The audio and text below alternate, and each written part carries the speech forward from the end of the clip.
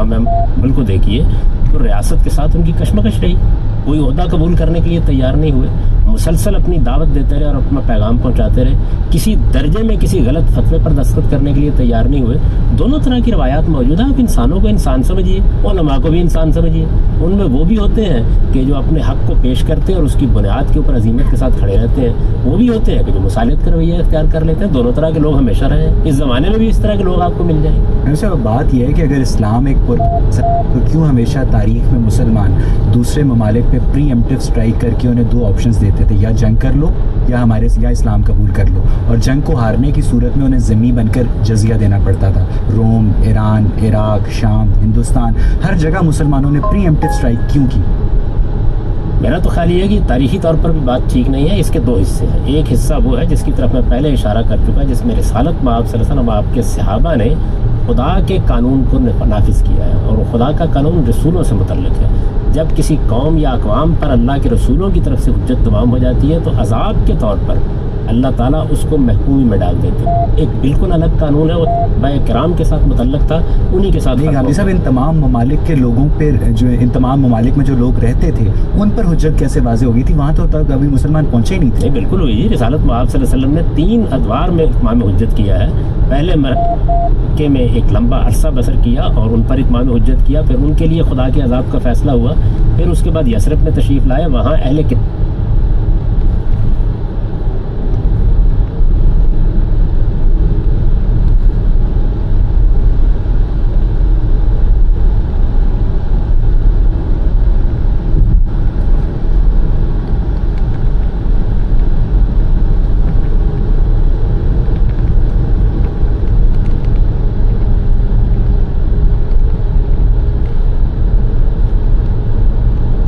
पर इत्माम हुज्जत किया, फिर उनके लिए अज़ाब का फैसला सादिर हुआ, और अपने आखिरी साल में इन तमाम हुक्मरानों को खतूत लिखे, इनके ऊपर अल्लाह की हुज्जत तमाम की, उनको मौका दिया कि वो कोई बात करना चाहते हैं कर लें। उसके बाद ये फैसला किया गया कि उनके ऊपर आपने एक हुक्मरान को खत लिख दिया तो हुज्जत वाज़े हो गई। इसलिए हुज्जत वाज़े हो गई कि उससे पीछे असल में पैगम्बर की पूरी तारीख मौजूद थी। गांधी साहब, उस तारीख से वो हुक्मरान तो वाकिफ नहीं थे, पूरी तरह वाकिफ थे। आप उस ज़माने की तारीख पढ़िए, वो ज़ेर बहस थे, उनके पास उसकी पेशिनगोइयाँ मौजूद थी, वो जानते थे कि क्या सूरत हाल है क्या नहीं। फिर ये कि जब खत लिखा गया तो उसके जवाब में बहस कर सकते थे, एतराज़ कर सकते थे। जिन लोगों ने उसके बाद मुआफ़क़त का रवैया इख्तियार किया उनके खिलाफ कोई कार्रवाई नहीं की गई। वो एक अलग कानून है, उस कानून को आप कभी मौजू बनाइए, उसकी मैं पूरी ये तारीखी तौर पर दुरुस्त है कि मुसलमान एक मुल्क में घोड़े दौड़ाते हुए आएँ और उन्हें कहें कि या इस्लाम कबूल कर लो या जंग कर लो, क्योंकि तुम पर हुज्जत वाज़े हो चुकी। मैं अर्ज़ कर रहा हूँ कि ये काम तो रिसालत में आप सल्लल्लाहु अलैहि वसल्लम उनके सहाबा उनकी वफ़ात के बाद भी होता रहा, स्पेन तक मुसलमान। मैं अर्ज़ करता हूँ उसके बाद आप स्पेन पर हमला बिल्कुल दूसरे मकासद से हुआ है, हिंदुस्तान पर हमला दूसरे मकासद से हुआ है। हिंदुस्तान पर हमले का बायस तो ये चीज़ बनी कि राजा दाहिर ने बहुत सी औरतों को अगवा कर लिया,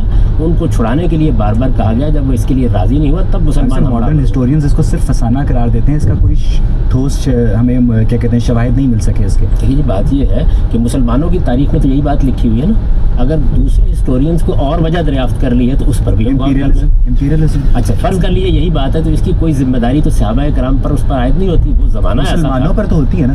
मुसलमानों ने तो महमूद गजनवी के हमले भी किए हैं, अहमद शाह दुरानी के हमले भी किए हैं, दूसरे लोगों के हमले भी किए हैं। उसकी इस्लाम पर क्या जिम्मेदारी आयद? मुसलमान आज जो कुछ करते हैं उसकी इस्लाम पर क्या जिम्मेदारी आयद होती है? इस्लाम में अगर किसी के अमल की जिम्मेदारी को बयान करना होगा तो वो रिसालत में आप सल्लल्लाहु अलैहि वसल्लम और सहाबा किराम है।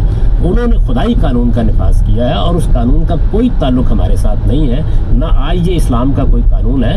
हम बिल्कुल कायदे के मुताबिक अपना नुक्ता नज़र पेश करेंगे। असल में आप जिस दौर की मिसालें दे रहे हैं उस दौर में सारी कौमें यही काम करती थी, मुसलमानों ने भी यही काम किया और उसका दिफा करने की कोई जरूरत नहीं। जस्टिस और जस्टिफिकेशन में फ़र्क होता है कि वो ये कर रहा है इसलिए मैं ये कर रहा हूँ। मैं तो कोई जस्टिफिकेशन नहीं कर रहा, मैं तो ये कर रहा हूँ कि जो गलत काम उस ज़माने में हो रहा था मुसलमानों ने भी कर डाला, उसे जस्टिफाई करने की ज़रूरत क्या है?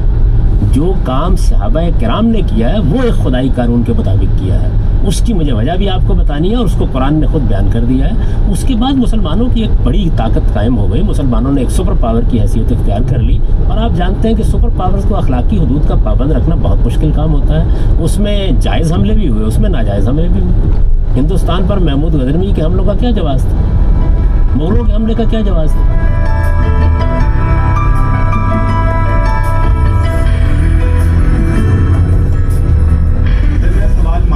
और मजहब के ताल्लुक के बारे में है कि अगर आप माशरे का मज़हब का ताल्लुक सिर्फ फ़र्द से रखते हैं और माशरे से नहीं रखते, तो क्या इससे इस्लाम सही तौर पर इतलाक़ उसका हो सकता है, पहली बात। और दूसरी बात ये कि अगर एक ऐसे माशरे में बहुत सारे मज़ाहिब के लोग रह रहे हैं तो वहाँ कॉन्स्टिट्यूशन, लेजिस्लेशन और अदालती निज़ाम, और ना सिर्फ ये बल्कि माशरती इस्तेहकाम की आप किस तरह ज़मानत देते हैं और किस बेसिस पर आप वहाँ पर कॉन्स्टिट्यूशन और लेजिस्लेशन करेंगे? जी, फ़र्द से मज़हब मुतल्लक़ होगा, मज़हब फ़र्द से मुतल्लक़ होकर उससे क्या मुतालबा